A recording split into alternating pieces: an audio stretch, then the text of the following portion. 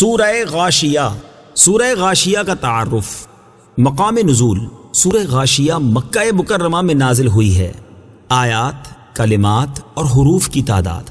اس سورت میں ایک رکوع، 26 آیتیں، 92 کلمات اور 381 حروف ہیں۔ غاشیہ نام رکھنے کی وجہ، غاشیہ کا معنی ہے چھا جانے والی چیز، اور اس کی پہلی آیت میں یہ لفظ موجود ہے، اسی مناسبت سے اسے سورہ غاشیہ کہتے ہیں۔ سورہ غاشیہ سے متعلق حدیث۔ حضرت ضحاک بن قیس رضی اللہ تعالیٰ عنہ نے حضرت نعمان بن بشیر رضی اللہ تعالیٰ عنہ کی طرف خط لکھ کر پوچھا کہ رسول کریم صلی اللہ تعالیٰ علیہ وآلہ وسلم جمعہ کی نماز میں سورہ جمعہ کے ساتھ کون سی سورت کی تلاوت فرماتے تھے؟ آپ رضی اللہ تعالیٰ عنہ نے فرمایا، حضور پرنور صلی اللہ تعالیٰ علیہ وآلہ وسلم جمعہ کی نماز میں هل اتاک حدیث الغاشیہ کی تلاوت فرماتے تھے۔ سورہ غاشیہ کے مضامین۔ اس سورت کا مرکزی مضمون یہ ہے کہ اس میں اسلام کے بنیادی عقائد بیان کیے گئے ہیں، اور اس میں یہ مضامین بیان ہوئے ہیں۔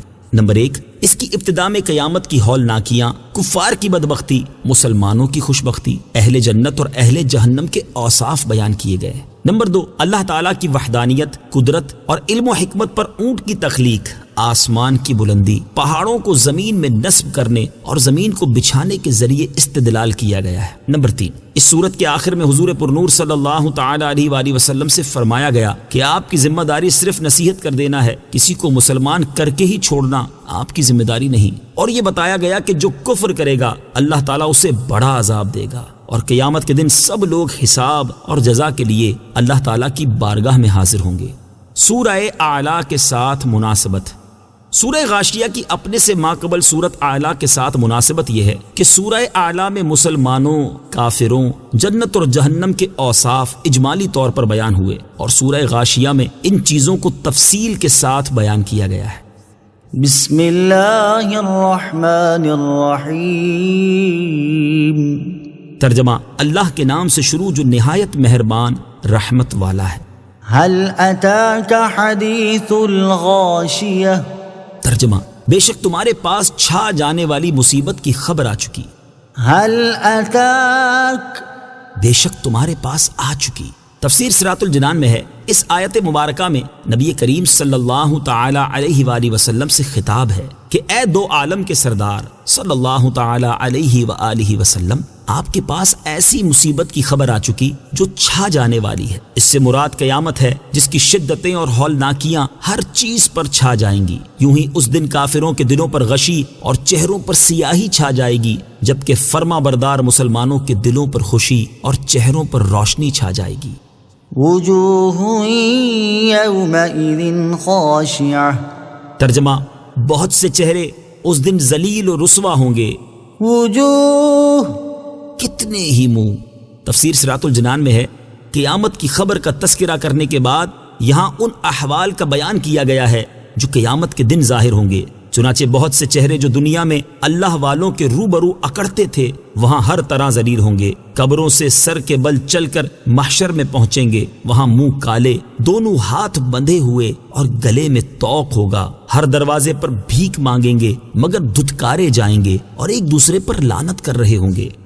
عاملۃ ناصبہ تصلی نارا حامیہ۔ ترجمہ، کام کرنے والے، مشقتیں برداشت کرنے والے بھڑکتی آگ میں داخل ہوں گے، انہیں شدید گرم چشمے سے پلایا جائے گا۔ عاملۃ ناصبہ، کام کرنے والے، مشقتیں برداشت کرنے والے۔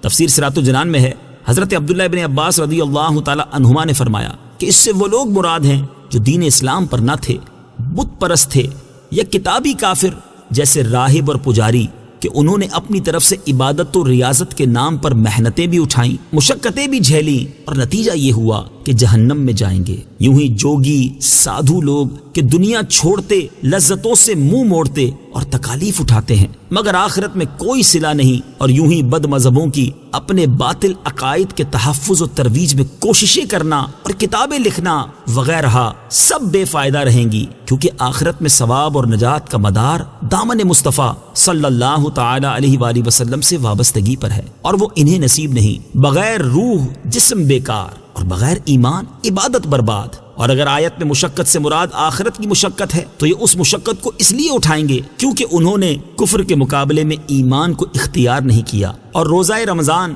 گرمیوں کے حج اور جہاد کی تپشیں نہ جھیلیں، لہٰذا اس آگ کی گرمی جھیلنا پڑے گی جو دنیا کی آگ سے 70 گنا تیز ہے۔ اور مشقت کی صورت قیامت کے دن اس طرح ہوگی کہ وہ آگ کے پہاڑ پر چڑھیں گے، اتریں گے، جس مال سے زکوٰۃ نہ دی ہوگی اس سونے چاندی کے پترے بنا کر ان کی پسلیاں، پیشانیاں داغی جائیں گی، ان کے جانور ان کے بدن میں سینگ گھونپیں گے اور انہیں پاؤں سے روندیں گے۔ یہاں مشقت کی چند صورتیں بیان ہوئیں، ان کے علاوہ نہ جانے وہ لوگ کیسی کیسی مشقت اٹھائیں گے۔ تسقى من عين آنية ليس لهم طعام إلا من ضريع لا يسمن ولا يغني من جوع۔ ترجمہ، انہیں شدید گرم چشمے سے پلایا جائے گا، ان کے لیے کانٹے دار گھاس کے سوا کوئی کھانا نہیں جو نہ موٹا کرے گا اور نہ بھوک سے نجات دے گا۔ تسقى من عين آنية، انہیں شدید گرم چشمے سے پلایا جائے گا۔ اس آیت اور اس کے بعد والی آیت کا خلاصہ یہ ہے کہ جہنمیوں کو جب پیاس لگے گی تو انہیں گرم چشموں کا پانی پلایا جائے گا جو ان کے اندرونی حصوں کو جلا کر رکھ دے گا، اور کھانے میں انہیں کانٹوں کی خوراک دی جائے گی جو پیٹ میں آگ لگا دے گی۔ یاد رہے کہ قیامت کے دن عذاب مختلف طرح کا ہوگا، اور جن لوگوں کو عذاب دیا جائے گا ان کے بہت سے طبقے ہوں گے۔ بعض کو زقوم، تھوہڑ کا درخت کھانے کو دیا جائے گا، اور بعض کو غسلین یعنی دوزخیوں کی پیپ، اور بعض کو آگ کے کانٹے کھانے کو دیے جائیں گے۔ انہی مختلف اقسام کی وجہ سے قرآن پاک میں مختلف مقامات پر جہنمیوں کے کھانے کے لیے مختلف اشیاء بیان کی گئی ہیں۔ نیز آیت نمبر 6 میں دریع کا لفظ ہے۔ دریع عرب میں خاردار زہریلی گھاس ہے جو جانور کے پیٹ میں آگ سی لگا دیتی ہے، نہایت بدمزہ اور سخت نقصان دہ ہوتی ہے۔ کفار کے ساتھ اس خوراک کی مناسبت یہ ہے کہ چونکہ کفار دنیا میں سور، سود، جوئے وغیرہ حرام کمائیوں کی پرواہ نہ کرتے تھے اور شریعت کی پابندیاں توڑ کر کھاتے تھے، اس لیے انہیں یہ کھانے دیے جائیں گے۔ لا يسمن، جو نہ موٹا کرے، تفسیر صراط الجنان میں ہے، یعنی ان سے غذا کا نفع حاصل نہ ہوگا، کیونکہ غذا کے 2 ہی فائدے ہیں، ایک یہ کہ بھوک کی تکلیف دور کرے، دوسرا یہ کہ بدن کو طاقت پہنچائے اور فربا کرے۔ تو یہ دونوں وصف جہنمیوں کے کھانے میں نہیں، بلکہ وہ کھانا تو حقیقت میں شدید عذاب کی ایک قسم ہے۔ وجوه يومئذ ناعمة، ترجمہ، بہت سے چہرے اس دن چین سے ہوں گے۔ وجوه يومئذ ناعمة، بہت سے چہرے اس دن چین سے ہوں گے۔ تفسیر صراط الجنان میں ہے، اس سے پہلی آیات میں کفار کے لیے وعیدیں بیان کی گئیں، اور اب یہاں سے ایمان والوں کے احوال بیان کیے جا رہے ہیں۔ چنانچہ ارشاد فرمایا کہ قیامت کے دن بہت سے چہرے عیش و خوشی میں اور نعمت و کرامت میں ہوں گے۔ مراد یہ کہ قیامت میں پرہیزگار مومنین چین میں ہوں گے، نہ انہیں سورج کی گرمی ستائے گی، نہ زمین کی تپش، نہ انہیں خوف ہوگا، نہ غم، نہ رب عز و جل کا عتاب ہو، نہ فرشتوں کی لعن طعن، نہ قیامت کی گھبراہٹ، کیونکہ یہ حضرات دنیا میں خدا عز و جل کے خوف سے بے چین رہے، اور دنیا میں خوف خدا کی بے چینی قیامت کے چین کا ذریعہ ہے۔ لسعيها راضية، ترجمہ، اپنی کوشش پر راضی ہوں گے۔ لسعيها راضية، اپنی کوشش پر راضی ہوں گے۔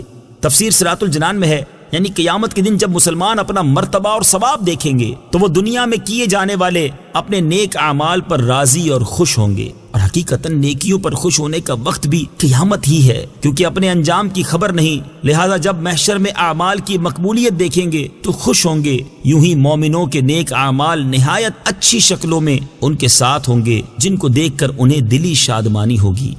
في جنة عالية لا تسمع فيها لاغية فيها عين وجارية فيها سرر مرفوعة۔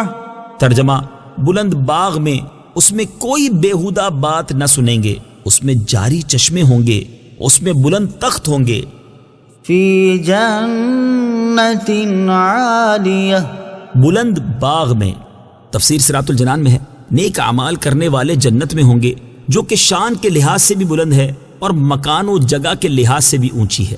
مومنوں اور بلند جنت میں مناسبت یہ ہے کہ چونکہ مومن دنیا میں عاجز و مسکین بن کر رہے، تکبر اور غرور سے دور رہے، اس کے عوض رب تعالیٰ انہیں بلندی اور شان عطا فرما دے گا۔ لا تسمع فيها لاغية، اس میں کوئی بےہودہ بات نہ سنیں گے۔ تفسیر صراط الجنان میں ہے، جنتی لوگ جنت میں نہ تو ناجائز بات سنیں گے جیسے جھوٹ، غیبت، اور نہ ہی تکلیف دہ باتیں جیسے لان، تان اور تشنی۔ یوں ہی جنتی نہ کوئی بے فائدہ بات سنیں گے اور نہ کوئی بےہودہ بات، اور نہ دوزخیوں کی چیخو پکار جس سے ان کے عیش و آرام اور لذت و راحت میں خلل آئے۔ اس آیت سے اشارتاً یہ بھی سمجھایا گیا کہ بےہودہ باتوں سے بچنا نیک لوگوں کا شیوا ہے، جیسے یہاں اللہ تعالیٰ نے اہل جنت کی فضیلت کے طور پر اسے بیان فرمایا۔ فيها سرر مرفوعة، اس میں بلند تخت ہوں گے۔ تفسیر صراط الجنان میں ہے، جنت میں ایسے بلند تخت ہوں گے جن کی بلندی 100 گز ہوگی، مگر جب جنتی ان پر چڑھنا یا ان سے اترنا چاہیں گے تو وہ تخت خود بخود اوپر یا نیچے آ جائیں گے۔ وأكواب موضوعة ونمارق مصفوفة وزرابي مبثوثة۔ ترجمہ، اور رکھے ہوئے گلاس ہوں گے اور صف در صف گاؤ تکیے لگے ہوئے ہوں گے اور بہترین قالین بچھے ہوئے ہوں گے۔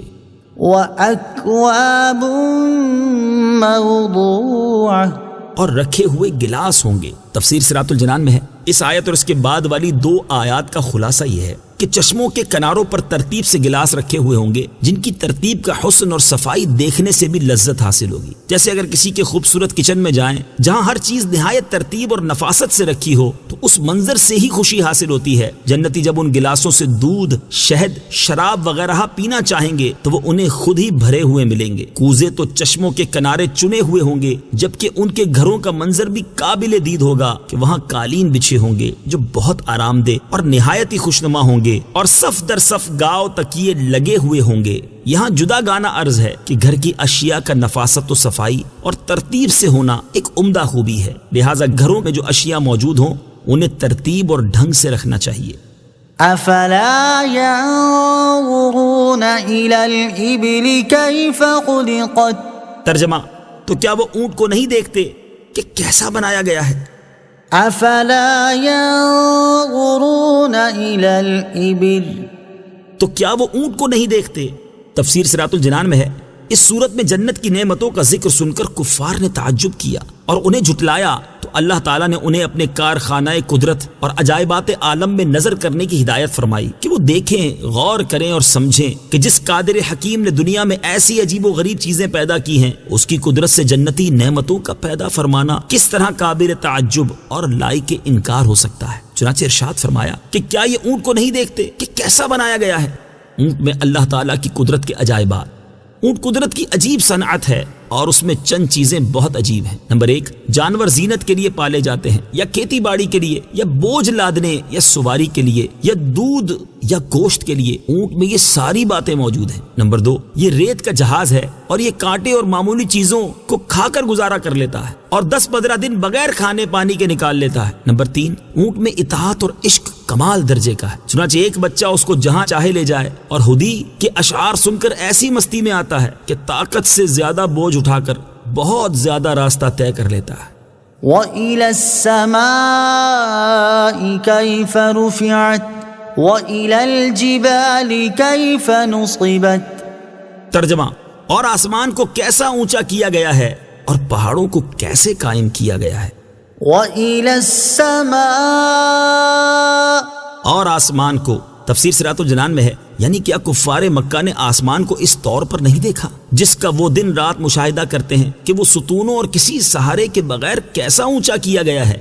وَإِلَى الْجِبَالِ كَيْفَ نُصِبَتْ، اور پہاڑوں کو کیسے قائم کیا گیا ہے۔ تفسیر صراط الجنان میں ہے، یعنی کیا کافروں نے ان پہاڑوں کو نہیں دیکھا جنہیں زمین میں نصب کر دیا گیا کہ نہ وہ ہوا سے اڑتے ہیں اور نہ زلزلے سے گرتے ہیں، بلکہ زمین کے لیے سہارا اور اس کے لیے میخوں کے قائم مقام ہیں، نیز انسانوں کے لیے ہزارہا فوائد پر مشتمل ہیں، چنانچہ ان میں سے لال، ہیرے، معدنیات، چشمے، دریا وغیرہ ہزارہا قسم کی چیزیں نکلتی ہیں۔ روحانی پہاڑ، صوفیہ کرام فرماتے ہیں کہ اللہ تعالیٰ کے اولیاء رحمہم اللہ تعالی روحانی پہاڑ ہیں جو کبھی راہ حق سے نہیں بھٹکتے، اپنے معتقدین کو قائم رکھتے ہیں، ایمان و عرفان کے سرچشمے ہیں، اسرار الہیہ کے خزانے ان سے برآمد ہوتے ہیں جن کا سلسلہ تا قیامت قائم رہے گا۔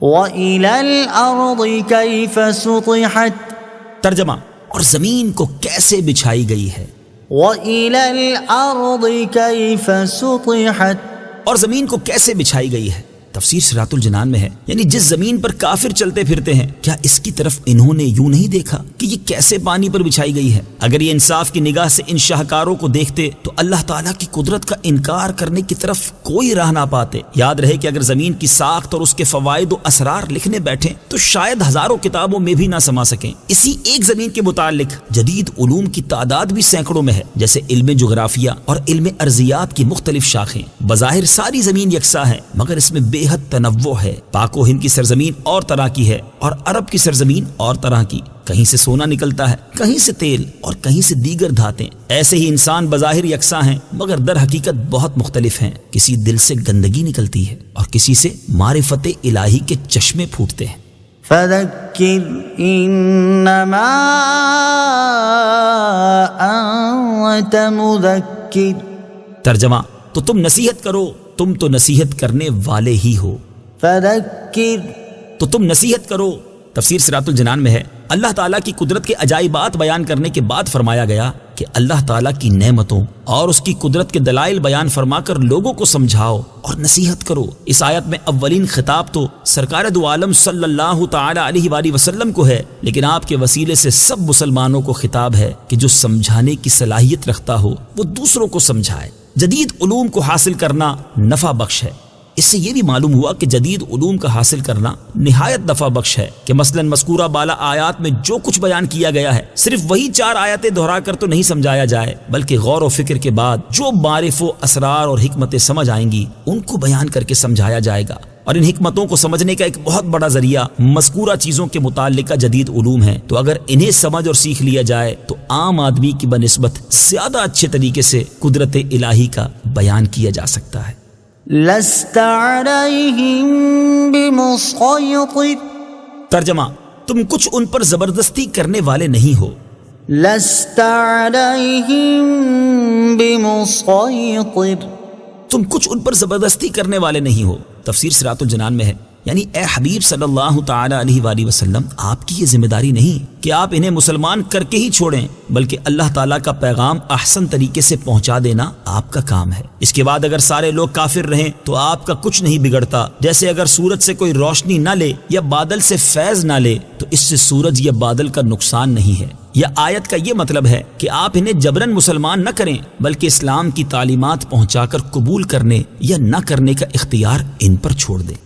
إلا من تولى وكفر فيعذبه الله العذاب الأكبر إن إلينا إيابهم ثم إن علينا حسابهم۔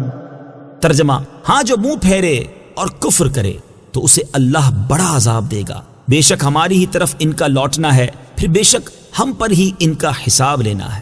إلا من تولى وكفر ہاں جو منہ پھیرے اور کفر کرے۔ تفسیر صراط الجنان میں ہے،